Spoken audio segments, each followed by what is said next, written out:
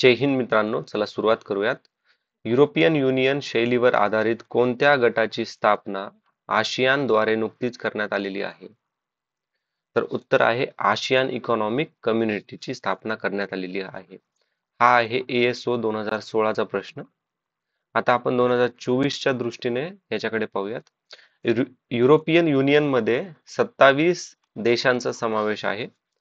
आता एक प्रश्न आहे, आशियान ग्रुप मध्ये भारत हा मेंबर आहे का नाही? मित्रांनो, याचं उत्तर ना कमेंट बॉक्स मध्ये मेन्शन करा. आता आशियान मध्ये आहेत 10 देश. याची स्थापना 1967 मध्ये बँकॉक, थायलंड मध्ये झालेली आहेत. आता याचे मेंबर कोण आहेत, हे 10 मेंबर पाहूयात आपण. पहिला आहे इंडोनेशिया, त्यानंतर व्हिएतनाम, तिसरा लाओस, चौथा आहे ब्रुनई, पाचवा Thailand, Myanmar, Philippines, Cambodia, Singapore आणि 10वा मलेशिया. म्हणजे या आशियान ग्रुपचा भारत मेंबर नाहीये, हे लक्षात ठेवा. एक्झामिनर इथेच ट्रॅप सेट करू शकतो. आता पुढचा प्रश्न पाहूयात. खालीलपैकी कोणते विधान बरोबर आहे? संस्कृत ही भारताची पहिली अभिजात भाषा आहे. तमिळ ही दुसरी अभिजात भाषा आहे. भारत सरकारने 2008 मध्ये कन्नड आणि तेलुगू या भारताच्या अभिजात भाषा म्हणून घोषित केल्या. 2015 मध्ये मराठी भाषेला देखील अभिजात भाषेचा दर्जा देण्यात आला आहे. तर उत्तर आहे मित्रांनो ऑप्शन नंबर 3. संस्कृत ही दुसरी अभिजात भाषा आहे, 2005 मध्ये डिक्लेअर करण्यात आली होती. तमिळ ही पहिली अभिजात भाषा 2004 मध्ये डिक्लेअर करण्यात आलेली होती. कन्नड आणि तेलुगू 3 आणि 4 नंबरला. 2013 मध्ये मल्याळम आणि 2014 मध्ये ओडिया ह्या भाषेला अभिजात भाषेचा दर्जा मिळालेला आहे. 8व्या शेड्यूल मध्ये अभिजात भाषाचा उल्लेख आपल्याला पाहायला मिळतो. आता एक 2024 साठी महत्वाची एक अनाउन्समेंट आहे आपल्याला. प्राईम मिनिस्टरनं अप्रूव्ह केलेला आहे मराठी, पाली, प्रकृत, त्यानंतर आसामीज आणि बेंगाली ह्या 5 भाषांना आपण ते अभिजात भाषा म्हणून घोषित करणार, याची त्यांनी काय केलंय, त्यांनी अप्रुव्हल दिलेलं आहे त्याच्यासाठी. ठीक आहे, मराठी, पाली, प्रकृत, आसामीज आणि बेंगाली भाषांना प्राईम मिनिस्टर अप्रूव्ह करणार आहेत अभिजात भाषा म्हणून. ठीक आहे, पुढचा प्रश्न पाहूयात आता. जागतिक आरोग्य संघटनाबाबत कोणते विधान बरोबर आहे? ठीक आहे, तर बघा, प्रत्येक वर्षी 7 एप्रिल हा दिवस जागतिक आरोग्य संघटनेच्या प्रायोजनाखाली जागतिक आरोग्य दिन म्हणून साजरा केला जातो. तर हे विधान बरोबर आहे. ठीक आहे, तर याचे हेडक्वार्टर हे कुठे आहे? याचं हेडक्वार्टर स्वित्झर्लंड, जिनेवा. जिनेवा स्वित्झर्लंडला आहे. आणि याची स्थापना 1948 मध्ये झालेली आहे. 2024 ची थीम आहे माय हेल्थ माय राईट्स आणि 2025 ची थीम आहे focus global action for universal health. ठीक आहे, यांची हेड कोण येतं? तर हेड आहेत डॉक्टर टेड्रोस अधानो. ओके, पुढचा प्रश्न. 5 डिसेंबर 2015 हा जगभर जागतिक मृदा दिवस म्हणून साजरा केला जातो. आता पाहूयात आपण 2024 ची थीम काय आहे. तर 2024 ची थीम आहे caring for soil, measure, monitor आणि मॅनेज. ठीक आहे. पुढचा प्रश्न, खालीलपैकी कोणते जैविक खत नाही म्हणले? तर हरित शेणखत हे जैविक खत नाहीये. जीवाणू खत, शैवाल खत हे जैविक खत आहे. जैविक खत म्हणजे नेमकं काय? जैविक खत हे म्हणजे जैविक खतामध्ये मध्ये लिव्हिंग मायक्रो ऑर्गॅनिझम्स असतात, जे झाडांना झाडांच्या ग्रोथसाठी महत्वाचे असतात. ओके, झाडांच्या वाढीसाठी जैविक खत हे मदत करतात. जैविक खत हे इको फ्रेंडली आहेत. ओके, अक्षय ऊर्जा. आता ना एक्झाम्पल जर विचारलं जैविक खताचे एक्झाम्पल कोणकोणते आहेत, तर रायझोबियम, त्यानंतर ॲझोस्पिरिलियम, पुन्हा अझॅटोबॅक्टर. ठीक आहे, अझॅटोबॅक्टर.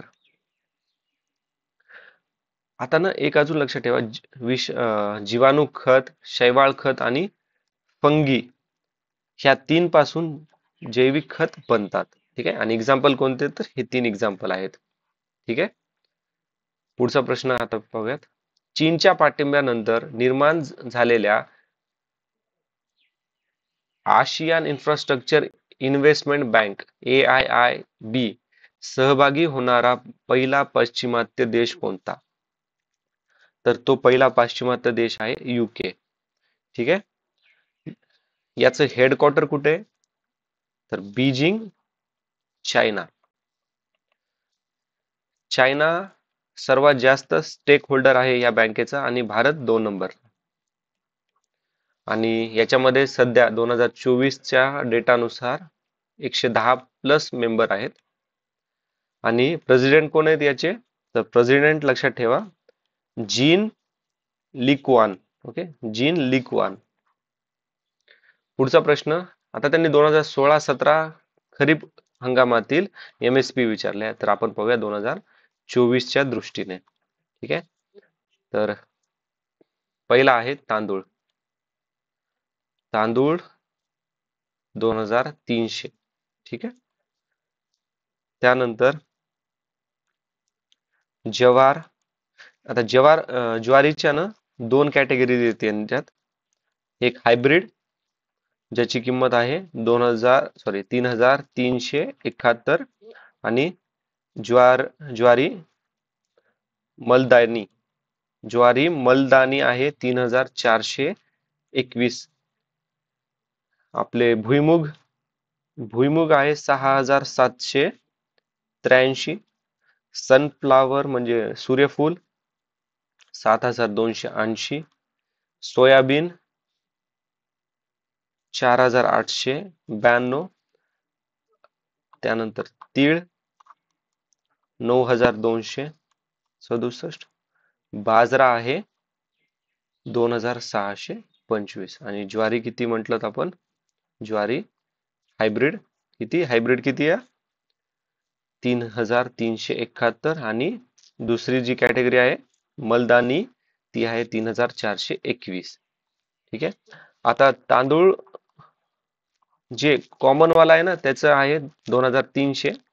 आणि तांदूळ ग्रेड A जर विचारलं तर त्याचे आहे 2320 रुपये.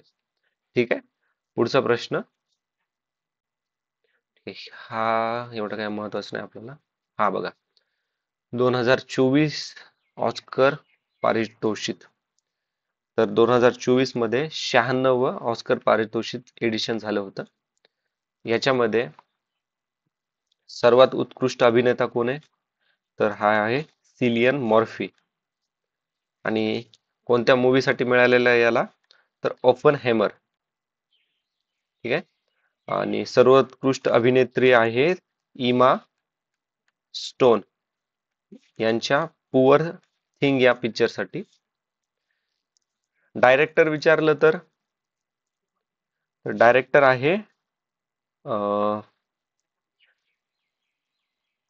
Christopher Nolan. हा पण म्हणजे क्रिस्टोफर नोलन याने ओपनहायमर या मूवीसाठी त्याला बेस्ट डायरेक्टर हा अवॉर्ड मिळालेला आहे, ऑस्कर अवॉर्ड मिळालेला आहे. ओके. बेस्ट सपोर्टिंग ऍक्टर जर विचारलं तर कोणत्या मूवीसाठी आहे, तर तो आयर्न मॅन मूवी मधला हे ऍक्टर आहे, त्याचं नाव आहे रॉबर्ट ज्युनियर. याला बेस्ट सपोर्टिंग ऍक्टर म्हणून अवॉर्ड मिळालेला आहे ओपनहायमर मूवीसाठी. ठीक आहे. बेस्ट अॅनिमेटेड मूवी जर विचारलं तर अॅनिमेटेड मूवी आहे the boy and the heron Hayao Miyazaki and Toshio Suzuki. Okay, आता एवढं मोठं नाव आहे ह्या मूवीचं, पण याला बेस्ट अॅनिमेटेड मूवीचा अवॉर्ड मिळालेला आहे ऑस्करचा. ठीक आहे, पुढचा प्रश्न पाहूयात आपण.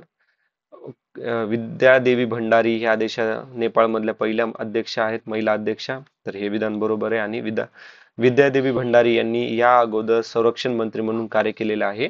तर ए आणि सी हे विधान बरोबर आहे. हे पर्सन इन न्यूज असणार आहे 2015-16 मधले. पुढचा प्रश्न आहे, नुकतेच खालीलपैकी कोणते शहर भारताचे पहिले केरोसिन मुक्त शहर बनलेले आहे, तर चंदीगड. ठीक आहे. जागतिक आनंद अहवाल 2016 नुसार, आता आपल्याला पाहिजे 2024 नुसार जागतिक आनंद अहवाल कोण पब्लिश करतं, तर युनिव्हर्सिटी ऑफ ऑक्सफोर्ड पब्लिश करतं. ओके. तर पहिला रँक कोणाचा आहे, 2024चा पहिला रँक आहे फिनलँड. ठीक आहे, फिनलँड पहिल्या रँकला आहे.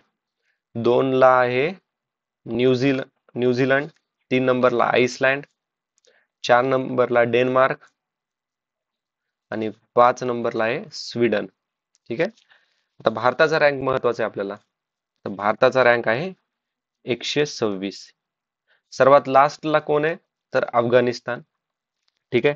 आता काही आपल्या आजूबाजूचे जे नेबरिंग कंट्रीज आहेत ना, त्यांचा रँक पाहूयात. चायना आहे 60. ठीक आहे. आता थोडा धक्का बसेल तुम्हाला पण ऐकून. नेपाळ 93 ला, पाकिस्तान 108 आणि Myanmar 118, Sri Lanka 128, Bangladesh 129.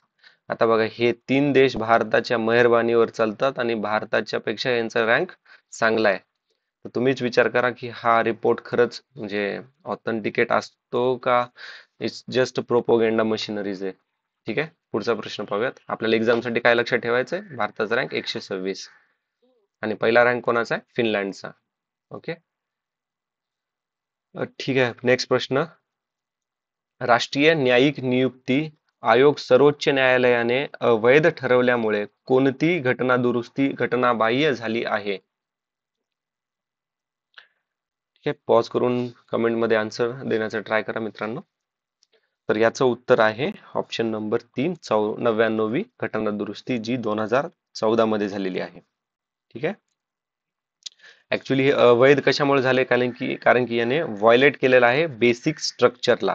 Basic structure म्हटलं की आपल्याला काय लक्षात येईल, ते 1973च कोणती बेसिक स्ट्रक्चरची केस मित्रांनो, कमेंट बॉक्स मध्ये मला मेन्शन करा. ठीक आहे. आता 97 कॉन्स्टिट्यूशन अमेंडमेंट ऍक्ट 2011 मध्ये झालं. तर 97 कॉन्स्टिट्यूशन अमेंडमेंट ऍक्ट मध्ये कॉन्स्टिट्यूशननं, संविधानाने जे कोऑपरेटिव्ह सोसायटीज आहेत ना, त्यांना कॉन्स्टिट्यूशनल स्टेटस आणि प्रोटेक्शन देण्याचा निर्णय घेतलेला होता 97व्या घटना दुरुस्ती 2011 नुसार. कोणत्या, कोऑपरेटिव्ह सोसायटीजला कॉन्स्टिट्यूशनल दर्जा आणि प्रोटेक्शन देण्याचा निर्णय घेतलेला होता. 58 घटना दुरुस्ती 2012 मध्ये झाली होती. कलम नंबर 371 मध्ये स्पेशल राईट्स देण्यात येतात. तर 98व्या घटना दुरुस्ती नुसार कलम नंबर 371 सब क्लॉज जे नुसार हैदराबाद आणि कर्नाटका रिजन हैदराबाद आणि कर्नाटका रिजनला स्पेशल प्रोव्हिजन देण्यात आलेले आहेत. ओके. 98वी घटना दुरुस्ती. 100वी घटना दुरुस्तीत काय झालं होतं, तर 2015 मध्ये 100वे घटना दुरुस्ती झालं. तर याच्यामध्ये रॅटिफाय करण्यात आलं होतं इंडिया आणि बांगलादेश मधील लँड बॉर्डरचं अग्रीमेंट. ठीक आहे, रॅटिफाय करण्यात आलेलं आहे. पुढचा प्रश्न आहे, सार्कच्या मंत्री परिषदेत सार्कचे आपत्ती व्यवस्थापन केंद्र कोठे स्थापन करण्याचे ठरवण्यात आले आहे? तर याचं उत्तर आहे न्यू दिल्ली. सार्क, आता सार्कचं हेडक्वार्टर कुठे? काठमांडू, नेपाळ. 1985 ला ही स्थापना करण्यात आलेली होती. आता ना कमेंट बॉक्स मध्ये मला सांगा की भारत याचा मेंबर आहे का नाही. ठीक आहे, आता यांचे फाउंडिंग मेंबर कोण कोण आहेत? तर आहेत बांगलादेश, भूटान, मालदीव, नेपाळ, पाकिस्तान, श्रीलंका, अफगाणिस्तान आणि आपलं उत्तर आहे भारत पण याचा मेंबर आहे. ठीक आहे, आणि 40वे जे एडिशन आहे 2024 मधलं, तर ते कुठं होणार आहे? नेपाळ मधील काठमांडू या ठिकाणी. ठीक आहे, पुढचा प्रश्न आहे, जागतिक टायगर संघ GTF आणि जागतिक वन्यजीव निधी WWF च्या अहवालानुसार जगात कोणता देश सर्वाधिक टायगर संख्या भूषवितो? तर हा आहे भारत. ओके, 2024च्या डेटानुसार पण याचं उत्तर भारतच आहे. GTF चं हेडक्वार्टर आहे नवी दिल्ली. WWF चं हेडक्वार्टर आहे स्वित्झर्लंड. याची स्थापना 1961 ला झालेली आहे. आणि भारतामध्ये जगातल्या 70% वाघांची संख्या आहे, म्हणजे सॉरी, जगामधील 70% वाघ हे भारतात आहेत. ठीक आहे, पुढचा प्रश्न पाहूयात आपण आता, महत्वाचा आहे, भारतातील पहिली महिला मुख्यमंत्री कोणत्या राज्याची होती? तर उत्तर आहे, ठीक आहे मित्रांनो, पॉज करून तुम्ही अटेंड करू शकतात, वाटलं तर आन्सर कमेंट बॉक्स मध्ये किंवा मनातल्या मनात पण डिसाईड करा. उत्तर आहे ऑप्शन नंबर 4, उत्तर प्रदेश. यांचं नाव काय आहे? आता पहिल्या मुख्यमंत्री यांचं नाव आहे सुचिता कृपलानी. केव्हा बनल्या होत्या? 1963. पार्टी कोणती? INC. ठीक आहे, पहिल्या मुख्यमंत्री झाल्या, पहिल्या प्राईम मिनिस्टर विमेन कोण आहेत? इंदिरा गांधी. पहिल्या विमेन डिफेन्स मिनिस्टर कोण आहेत? त्या पण इंदिरा गांधीच आहेत. प्राईम मिनिस्टर इंदिरा गांधी केव्हा झाल्या होत्या? 1966. आणि काय म्हणतात त्याला ते, डिफेन्स मिनिस्टर केव्हा झाल्या होत्या? त्या 1975 ला. ठीक आहे, 1975 ला, म्हणजे defence minister plus prime minister हे दोन्ही पण पोस्ट त्या होल्ड करत होत्या 1975 ला. पहिल्या गव्हर्नर कोण आहेत विमेन? तर पहिल्या गव्हर्नर आहेत विमेन मध्ये Sarojini Naidu. Okay, Indian night.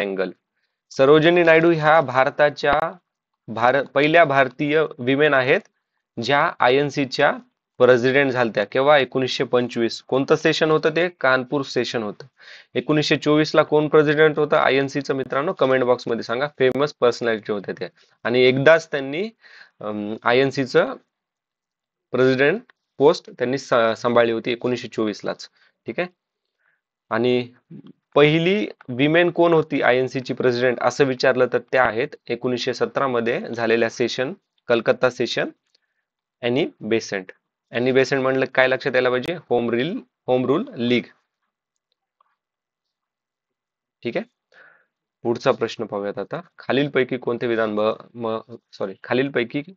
विधान बरोबर आहे? महत्वाचा प्रश्न आहे हा. आपण आतापर्यंत सिटिझनशिप वरती प्रश्न पाहिलेत, पण हा थोडासा वेगळा आहे. सॉरी, हा सिटिझनशिप वरचा नाही आहे, पुढे सिटिझनशिप वरचा प्रश्न आहे. राज्य हे 6 वर्षापासून ते 14 वर्षापर्यंतच्या मुलांना मोफत व सक्तीचे शिक्षण देईल, हा त्यांचा मूलभूत हक्क आहे.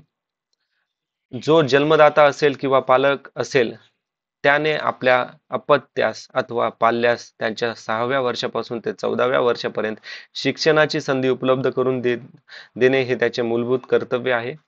राज्य हे बालकांचे वय 6 वर्षाचे होईपर्यंत त्याचे संगोपन करण्यासाठी आणि त्यांच्या शिक्षणाची तरतूद करील हे मार्गदर्शक तत्व आहे. तर आपल्याला कोणतं विधान बरोबर विचारलंय, तर हे तिन्ही विधान बरोबर आहेत. मित्रांनो, आतापर्यंत एक्झामिनरनं ना फक्त आता बघा हा प्रश्न खूप वेळेस विचारलाय, फक्त त्यांनी ना फॉर्मॅट चेंज केलेला आहे यावेळेस. ठीक आहे. तर मूलभूत हक्क कोणत्या आर्टिकल कलम नंबर 21 सब क्लॉज ए मध्ये याचा आपल्याला उल्लेख पाहायला मिळतो आणि हे 86 घटना दुरुस्ती 2002 मध्ये ऍड करण्यात आलेलं आहे. आपल्याला याच्या आधी विचारलं होतं की 86 कॉन्स्टिट्यूशन अमेंडमेंट ऍक्ट मध्ये खालीलपैकी कोणत्या घटकाचा समावेश झालेला आहे. ठीक आहे. आता मूलभूत कर्तव्य हे केव्हा झालं? आता लक्षात ठेवा, थोडं बेसिक लक्षात ठेवा. मूलभूत कर्तव्य टोटल 11 आहेत. 42वा घटना दुरुस्ती 1976 ज्याला मिनी कॉन्स्टिट्यूशन म्हणतो त्याच्यामध्ये 10 ऍड केले होते आणि 86 घटना दुरुस्ती 2002 मध्ये 11व फंडामेंटल ड्युटीज कलम नंबर 51 sub clause A sub clause K मध्ये हे ऍड करण्यात आलेलं होतं. ओके. जो जन्मदाता असेल किंवा पालक असेल त्याने आपल्या अपत्याला अथवा पाल्यास त्याच्या 6व्या वर्षापासून तर 14व्या वर्षापर्यंत शिक्षणाची संधी उपलब्ध करून देणे हे त्याचे मूलभूत कर्तव्य आहे. हे आपण कलम नंबर 51 sub clause A sub clause K मध्ये आपल्याला पाहायला मिळतं. आता तिसरं स्टेटमेंट आहे डीपीएसपीचं, तर हे कलम नंबर 45 मध्ये याचा उल्लेख आहे. ठीक आहे. आय होप पूर्ण क्लिअर आहे. आता पुढचा प्रश्न पाहूयात. मूलभूत हक्क म्हटलं की पार्ट नंबर 3, मूलभूत कर्तव्य पार्ट नंबर 4, मूलभूत कर्तव्य पार्ट नंबर 4 सब क्लॉज ए आणि मूल मार्गदर्शक तत्व पार्ट नंबर 4 मध्ये आहेत. ओके. हे पण लक्षात ठेवा, मे बी विचारलं जाऊ शकतं.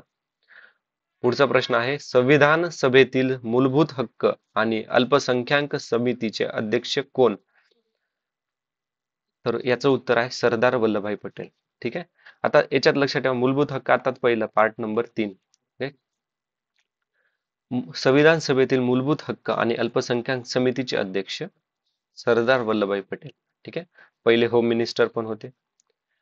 जे पी कृपलानी कोण होते? तर मूलभूत हक्क आणि अल्पसंख्याक समिती ही जी समिती आहे ना, तर याची एक सब कमिटी पण होती. मूलभूत हक्क आणि अल्पसंख्याक सब कमिटीचे हेड होते जे बी कृपलानी. हे महत्वाचे आहे. ठीक आहे. आता कॉन्स्टिट्यूशन असेंब्ली केव्हा भरली होती? Founded in 6 December 1946. ओके. संविधान सभा केव्हा बनली? 6 डिसेंबरला.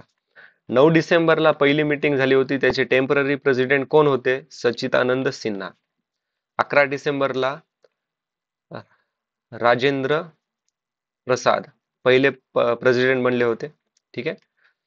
आणि बिनविरोध हे निवडून आलेले होते. 13 डिसेंबर 1946 मध्ये जवाहरलाल नेहरू पहिले प्राईम मिनिस्टर यांनी काय केलं होतं? तर ऑब्जेक्टिव्ह रिझोल्युशन संविधान सभेमध्ये इंट्रोड्यूस केलं होतं. ठीक आहे. इंट्रोड्यूस केलं होतं. आणि ड्राफ्टिंग कमिटी चेअरमॅन कोण आहे ड्राफ्टिंग कमिटीचे? तर डॉक्टर बी आर आंबेडकर. आणि कमिटी केव्हा गठीत झाली होती? 1947 ला. ठीक आहे. सर्वात महत्वाचं आहे की संविधान सभा ही आयडिया कोणी सांगितली होती? तर 1934 मध्ये एम एन रॉय यांनी ही आयडिया दिलेली होती. ठीक आहे. पुढचा प्रश्न पाहूयात आपण आता. खालीलपैकी कोणते विधान चुकीचे आहे? आता हा प्रश्न होता तो सिटिझनशिप वरचा. ठीक आहे. एखाद्या व्यक्तीचा जन्म भारतात 26 जानेवारी 1950 रोजी किंवा त्यानंतर परंतु 1 जुलै 1987 पूर्वी झालेला असेल तर ती व्यक्ती भारतीय नागरिक असते. एखाद्या व्यक्तीचा जन्म भारतात 1 जुलै 1987 रोजी किंवा त्यानंतर झाला असेल आणि जर तिच्या जन्माच्या वेळी तिच्या आई वडिलांनी कोणतेही एक भारताचे नागरिक असतील तर ती व्यक्ती भारतीय नागरिक असेल. जेव्हा एखादी व्यक्ती तिच्या भारतीय नागरिकत्वाचा त्याग करते तेव्हा त्या व्यक्तीच्या प्रत्येक अज्ञान मुलाचे भारतीय नागरिकत्व देखील संपुष्टात येते. अज्ञान मुलगा म्हणजे 18 वर्षापेक्षा छोटा, असे उल्लेख आहे. तर चुकीचे विधान कोणते असं विचारलंय, तर उत्तर आहे वरीलपैकी एकही नाही, ऑप्शन 4 याचं उत्तर आहे. हे तिन्ही विधान बरोबर आहेत. ठीक आहे, तिन्ही विधान बरोबर आहेत. आता सिटिझनशिप म्हटलं की कलम नंबर 5 ते 11. ठीक आहे, आणि पार्ट 2 मध्ये आपल्याला सिटिझनशिप पाहायला मिळतं. ओके, पुढचा प्रश्न पाहूयात आता. संसद राज्यातील विधान परिषद रिकामी जागाच्या शिफारशीवरून रद्द करू शकते. संसद राज्यातील विधान परिषद कलम नंबर 169. तर याचं उत्तर काय आहे? राज्य विधानसभा. ओके, एक तर शिफारशीहून रद्द पण करू शकते, ओके, आणि बनू पण शकते. जर राज्यसभाला विधान परिषद बनवायची असेल, ओके, विधान परिषद बनवायची असेल तर काय करावं लागणार आहे? आपण ऑलरेडी डिस्कस केलंय, रिव्हिजन म्हणून एकदा परत पाहूयात. तर राज्य विधानसभा, ओके, ही राज्य विधानसभा आहे. ही काय करणार, इथले जे मेंबर आहेत ना, ते एक डिसाईड करणार की बाबा एक बिल इंट्रोड्यूस करणार, विधान परिषद पाहिजे का नाही. ठीक आहे, स्पेशल मेजॉरिटी म्हणजे 2/3 प्रेझेंट अँड वोटिंग न ते बिल पास करणार, आणि ते बिल कोणाकडे देणार? संसदेकडे ते बिल देणार. संसद याच्यावरती सिंपल मेजॉरिटीने मतदान करून काय करणार? विधान परिषद गठीत करणार. विधान परिषद जे मेंबर असतात ना विधान परिषद मधले, त्यांचा कार्यकाल 6 वर्षाचा. प्रत्येक 2 वर्षाला 1/3 रिटायर होतात. ठीक आहे, आता पुढचा प्रश्न पाहूयात आपण. आता हा एक राहिला सांगायचा. भारतामध्ये 6 राज्यामध्ये विधान परिषद आहे. महाराष्ट्र, कर्नाटका, तेलंगणा, आंध्र प्रदेश, यूपी, बिहार. ठीक आहे, हे 6 आहेत, लक्षात ठेवा. 1947च्या भारतीय स्वातंत्र्य कायद्याने संविधान सभेच्या स्थानामध्ये बदल झाला. या कायद्याच्या संदर्भात खालीलपैकी कोणते विधान बरोबर नाही? सभा पूर्णतः सार्वभौम संस्था बनली. सभा एक विधिमंडळात्मक संस्था ही झाली. सभेची एकूण संख्या पूर्वीच्या 1946 मधील नियोजित संख्येपेक्षा वाढली. मुस्लिम लीग सभासदांनी भारतासाठी असलेल्या संविधान सभेतून माघार घेतली. आता ना एक्झामिनरनं आपल्याला हिंट इथंच दिलेली आहे बघा. ठीक आहे, आय होप तुम्ही पण अटेंड करतायत. वाटलं तर आन्सर मनातल्या मनात डिसाईड करून ठेवा. आता बघा, मुस्लिम लीग सभासदांनी भारतासाठी असलेल्या संविधान सभेतून माघार घेतली, हे आपल्याला माहिती आहे. ओके, यांनी माघार घेतली म्हणल्यावर हे नियोजित 1946 मध्ये जी संख्या होती ती संख्यापेक्षा वाढली का? मुस्लिम लीगनं तर माघार घेतली म्हणजे ही संख्या कमी झाली ना. तर ऍक्च्युली होती 389 संख्या होती. ठीक आहे, बट रिड्यूस होऊन 299 झालेली होती. ठीक आहे, ऑप्शन 1, 2 हे बरोबर आहे. आता 1947चा भारत इंडिपेंडन्स ऍक्ट नुसार अजून काय काय करण्यात आलं होतं? भारताचं पार्टिशन करण्यात आलं होतं, भारत आणि पाकिस्तानमध्ये. ठीक आहे, आणि भारत, पाकिस्तान किंवा जे प्रिन्सली स्टेट आहेत ना, एक तर भारताला जॉईन करा, पाकिस्तानला जॉईन करा, किंवा सेपरेट राहा, असं पण ह्या कायद्यामध्ये नमूद केलेलं होतं. त्याच्यानंतर जी ब्रिटनची क्वीन होती ना, तिला एम्परर ऑफ इंडिया हा टायटल दिलेला होता. ओके, ही उपाधी दिलेली होती. तर ही उपाधी 1947च्या इंडिया इंडिपेंडन्स ऍक्ट नुसार अबोलिश करण्यात आलेला होता हा टायटल तिचा. ठीक आहे, माउंट बेटन जो आहे ना, तर याला गव्हर्नर जनरल ऑफ इंडिया 1948 पर्यंत ठेवण्याचं डिसाईड केलं होतं. पाकिस्तानचा गव्हर्नर जनरल कोण बनवला होता? तर फर्स्ट पाकिस्तान गव्हर्नर जनरल कोण होता? तर जिन्ना. ओके, मोहम्मद जिन्ना. आता याच्यात ना थोडेसे महत्वाचे मुद्दे लक्षात ठेवा. ह्याच कायद्यानुसार जे इंटरियम गव्हर्नमेंट बनवलं होतं ना, त्याचे प्राईम मिनिस्टर कोणाला बनवलं होतं? तर जवाहरलाल नेहरूला. आणि पाकिस्तानच्या प्राईम मिनिस्टर कोणाला बनवलं होतं? पाकिस्तानचा प्राईम मिनिस्टर तो आहे लियाकत अली खान. ओके, आणि पाकिस्तानचा पहिला गव्हर्नर जनरल कोण आहे? मोहम्मद अली जिन्ना. ठीक आहे. आता आता पाहूयात पुढचा प्रश्न. कायद्या कायद्यापुढील समानता, इक्वॅलिटी बिफोर लॉ, हा नियम अनिर्बंधित आहे. त्याच बाबतीत घटनात्मक आणि अन्य अपवाद आहेत. खालीलपैकी कोणते अनुच्छेद 14 ला अपवाद आहेत? थोडासा कॉम्प्लिकेटेड प्रश्न आहे. भारताने राष्ट्रपती आणि राज्यपाल यांना काही विशेष अधिकार दिलेले आहेत. ठीक आहे. संसद सदस्य आणि राज्याच्या विधिमंडळाचे सदस्य यांच्या विरुद्ध त्यांनी संसदेत अथवा राज्य विधिमंडळात केलेल्या भाषणाबाबत कोणत्याही न्यायालयात खटला दाखविता येत नाही. परदेशी दूत आणि राजनीतीय यांना फौजदारी न्यायाबाबत विशेष हक्क नाहीत, तर केवळ दिवाणी न्यायाबाबत आहेत.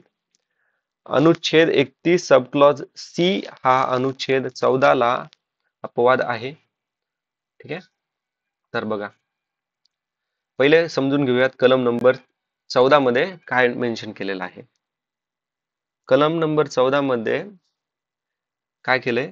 सर्वांना equal protection, okay, equal protection before law. Okay, equal protection before law आणि equality before law. Equal protection before law आणि equality before law. Equality before law हा आपण कन्सेप्ट इंग्लंड कडनं बोरो केलेला आहे. ओके, इंग्लंड कडनं बोरो केलेला आहे. भारतीय राष्ट्रपती व राज्यपाल यांना काही विशेष अधिकार आहेत, हे कलम नंबर 361 मध्ये नमूद केलेला आहे आणि हा कलम नंबर 14 ला अपवाद आहे. ठीक आहे. संसद सदस्य कलम नंबर 105 सब क्लॉज 2 आणि राज्याच्या विधिमंडळाचे सदस्य कलम नंबर 194 सब क्लॉज 2. ठीक आहे. तर ह्यानुसार त्यांना खटला चालवता येत नाहीये. तर उत्तर आहे ऑप्शन नंबर 2. ओके, कलम नंबर 14 मध्ये संसद सदस्य आणि राज्याच्या विधिमंडळाचे सदस्य यांच्या विरुद्ध त्यांनी संसदेत अथवा राज्य विधिमंडळात केलेल्या भाषणाबद्दल कोणत्याही न्यायालयाचा खटला चालवता येत नाही. ओके, हे कलम नंबर 105 आणि 194 नुसार आहे. आणि परदेशी दूत आणि राजनीतीय यांना फौजदारी आणि अनुच्छेद 31 आणि 14 ला अपवाद आहे. तर सी, डी, ए हे विधान बरोबर आहे. तर आपलं उत्तर काय येणार? ए, बी, डी. आता याच्यातनं फार महत्वाचा कन्सेप्ट आहे की अनुच्छेद 31 सबक्लॉज सी काय आहे. अनुच्छेद 31 सबक्लॉज सी हा 1971 मध्ये झालेल्या 25व्या घटना दुरुस्तीनुसार ऍड करण्यात आलेला होता. आता याच्या सिंपल म्हणजे कलम नंबर 31 सबक्लॉज सी म्हणजे काय? कलम नंबर 39 सब क्लॉज बी आणि कलम नंबर 39 सब क्लॉज सी. ठीक आहे. कलम नंबर 39 सब क्लॉज बी आणि कलम नंबर 39 सब क्लॉज सी नुसार जे पण लॉ बनवणार आहेत ना, त्यांना प्रोटेक्शन कलम नंबर 31 सी मध्ये मेन्शन केलेलं आहे. आता हे थोडंसं कॉम्प्लिकेटेड आहे, त्याच्यामुळं नीट ऐका. कलम नंबर 31 सब क्लॉज सी मध्ये मेन्शन केलेलं आहे की तुम्ही जे पण कलम नंबर 39 बी आणि सी मध्ये जे पण तुम्ही लॉ बनवणार, तर ओके, त्याला प्रोटेक्शन कलम नंबर 31 सब क्लॉज सी देणार. ठीक आहे. आता कलम नंबर 39 सब क्लॉज बी मध्ये काय आहे? तर हे एक डीपीएसपी चा पार्ट आहे, हे दोन्ही पण. ठीक आहे. 39 बी मध्ये लोकांच्या वेलफेअर साठी रिसोर्सेस यूज करणं. ठीक आहे. एकदम लेमन लँग्वेज मध्ये सांगतो मी. कलम नंबर 39 सब क्लॉज सी मध्ये म्हणजे भारताची जी इकॉनॉमी आहे ना, ओके, अर्थव्यवस्था जी आहे ना, तर ती फक्त not only to generate wealth. ठीक आहे. फक्त संपत्ती जनरेट करण्यासाठी तर नाही, तर लोकांच्या सोशल वेलफेअर साठी पण इकॉनॉमी आहे, असं 39 सब क्लॉज सी मध्ये मेन्शन केलंय. ठीक आहे. ओके, आय होप क्लिअर आहे. थोडासा कॉम्प्लिकेटेड आहे प्रश्न हा. जर काही डाऊट असेल तर मला टाइमलाईन मेन्शन करून कमेंट बॉक्समध्ये विचारू शकतात. ठीक आहे. पुढचा प्रश्न आहे महाराष्ट्र शासनाने, तर याचं उत्तर ऑप्शन नंबर 3 आहे, ए वर्गातील वैद्यकीय अधिकारी. पुढचा प्रश्न पाहूयात, न्यायालयीन पुनर्विलोकन या बाबत खालीलपैकी कोणते विधान बरोबर आहे? ठीक आहे. न्यायालयीन पुनर्विलोकन म्हणजे विधिमंडळाने केलेल्या कायद्याची आणि केंद्र राज्य शासनाच्या कार्यकारी आदेशाची घटनात्मक तपासून पाहण्याचा सर्वोच्च न्यायालयाला अधिकार. सर्व संघराज्यातील समतोलपणा साधणे आणि राज्यघटनेची सर्वोच्चता या तत्वाचे रक्षण करणे हे न्यायालयीन पुनर्विलोकनाचे उद्दिष्ट आहे. कायद्याने घालून दिलेले उद्दिष्ट, प्रोसिजर इस्टॅब्लिश बाय लॉ, पेक्षा कायद्याची योग्य पद्धत, ड्यू प्रोसिजर ऑफ लॉ हे तत्व सर्वोच्च न्यायालयीन नागरिकांचे मूलभूत हक्क रक्षणासाठी अधिक व्याप्त वाढविते. तर बरोबर विधान कोणते? ठीक आहे. बराच कॉम्प्लिकेटेड प्रश्न आहे, खूप सारे कन्सेप्ट याच्यामध्ये मिक्स आहेत. ठीक आहे. तर पहिले उत्तर बघूयात. तर हे तिन्ही विधान बरोबर आहेत. ओके, नो डाऊट विधान बरोबर आहेत. न्यायालयीन पुनर्विलोकन हे आपण USA कडनं बोरो केलेलं आहे. न्यायालयीन पुनर्विलोकनाला संविधानात्मक अधिकार कोणत्या कलमनुसार न्यायालयीन पुनर्विलोकनाला पॉवर मिळते? तर कलम नंबर 13, कलम नंबर 32, कलम नंबर 226. ठीक आहे, 32 आणि 226. आता लक्षात ठेवा, procedure establish by law. Procedure establish by law हे कलम नंबर 21 मध्ये मेन्शन केलेला आहे. हा कन्सेप्ट आपण जपानकडनं बोरो केलेला आहे. प्रोसिजर इस्टॅब्लिश बाय लॉ म्हणजे काय? तर प्रोसिजर इस्टॅब्लिश बाय लॉ म्हणजे जो कायदा बनवतोय ना, तर तो कायदा पारित होण्यासाठी जी प्रोसिजर बनवलेली आहे ना, ती प्रोसिजर पूर्णपणे फॉलो केली का नाही आहे, त्यालाच प्रोसिजर इस्टॅब्लिश बाय लॉ म्हणतात. जसे की बघा, special majority, simple majority, present and voting, absolute majority ना, रॅटिफिकेशन वगैरे जे असतात ना, ती प्रोसिजर इस्टॅब्लिश बाय लॉ. तो कायदा पूर्ण पारित झालेला आहे का, जी प्रोसिजर बनलेली आहे. कारण की कायदा पास होणं काही सोपं नसतं, वेगवेगळ्या प्रोसिजर्स असतात. ओके. त्याच्यानंतर due process of law. Due process of law म्हणजे काय? पण लक्षात घ्या, ड्यू प्रोसेस ऑफ लॉ आपण कुठून बोरो केलाय? USA कडनं बोरो केलेला आहे. आणि याच्यामध्ये काय, ड्यू प्रोसेस ऑफ लॉ. आता ही प्रोसिजर इस्टॅब्लिश लॉ प्रोसिजर आहे. ओके, जपानकडनं घेतलंय. ड्यू प्रोसेस म्हणजे काय? आता हा लॉ तर बनविलाय, ही प्रोसिजर फॉलो करून लॉ बनविलाय, आपण कायदा बनवला. पण हा कायदा भारताच्या संविधानाच्या तत्वानुसार आहे का नाहीये, तो कायदा फेअर आहे का नाहीये, लोकांच्या वेलफेअर साठी आहे का नाहीये, का लोकांची पिळवणूक करतोय हा कायदा, हे चेक करणं म्हणजे ड्यू प्रोसेस ऑफ लॉ. ठीक आहे, आय होप क्लिअर आहे. पुढचा प्रश्न आता पाहूयात आपण.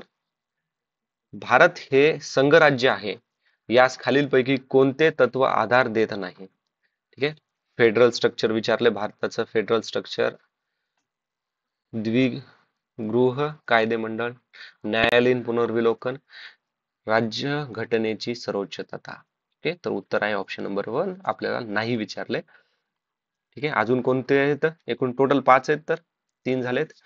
एक आहे ड्युअल गव्हर्नमेंट पॉलिसी, आणि दुसरं division of power between central and state for various level पण म्हणू शकतो.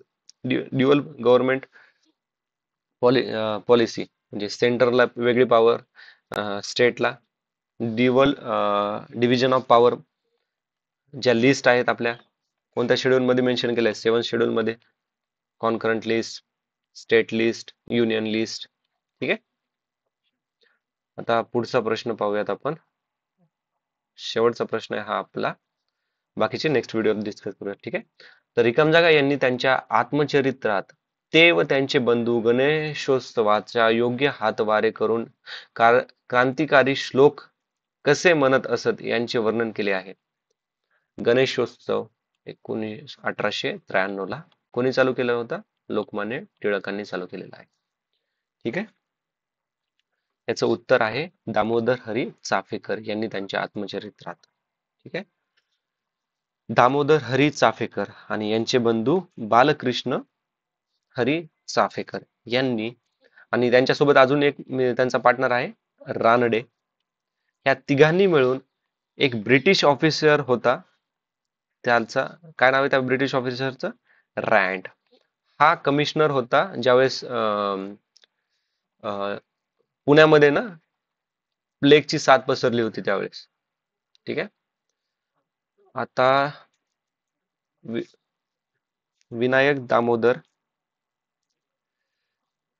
विनायक दामोदर सावरकर आणि त्यांचे बंधू गणेश सावरकर ह्या दोघांनी मिळून 1899 मध्ये मित्रमेळा या संस्थेची स्थापना केली होती नाशिकमध्ये. पुढे जाऊन ह्याच मित्रमेळ्याचं नाव काय पडलं आहे? अभिनव भारत सोसायटी, किंवा त्यालाच यंग इंडिया सोसायटी असं पण म्हणतात. चाफेकर बंधूंनी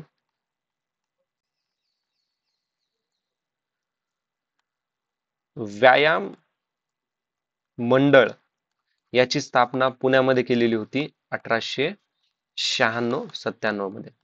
ठीक आहे, 96-97 मध्ये. नरसिंह चिंतामण केळकर. आता नरसिंह चिंतामण केळकर कोण आहेत? तर यांचं ना अजून एक टोपण नाव आहे, साहित्य सम्राट तात्यासाहेब केळकर. ठीक आहे, साहित्य सम्राट तात्यासाहेब केळकर. ज्यावेळेस बाल गंगाधर टिळक यांना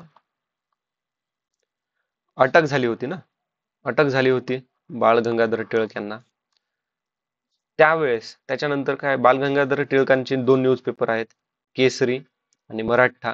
केसरी मराठी न्यूजपेपर आहे, मराठा इंग्लिश न्यूजपेपर आहे. तर ज्यावेळेस टिळकांना अटक झाली, मग ह्या न्यूजपेपरचं काम कोण बघितलं? पब्लिश करण्याचं काम, एडिटरचं काम हे बघितलं होतं नरसिंह चिंतामण केळकर यांनी. नरसिंह चिंतामण केळकर हे 1912 मध्ये vice president of Pune city of municipality आणि 1918 मध्ये प्रेसिडेंट म्हणून सर्व केलं होतं पुणे सिटी ऑफ म्युन्सिपाल्टीला. ठीक आहे, 1912 ला व्हाईस प्रेसिडेंट आणि 1918 ला प्रेसिडेंट म्हणून पुणे सिटी ऑफ म्युन्सिपाल्टीला त्यांनी सर्व केलं होतं. ठीक आहे मित्रांनो, तर आता बाकीचे प्रश्न आपण नेक्स्ट व्हिडिओमध्ये डिस्कस करूयात. Thanks for watching. काही डाऊट असेल तर प्लीज कमेंट बॉक्समध्ये मेन्शन करा. जय हिंद.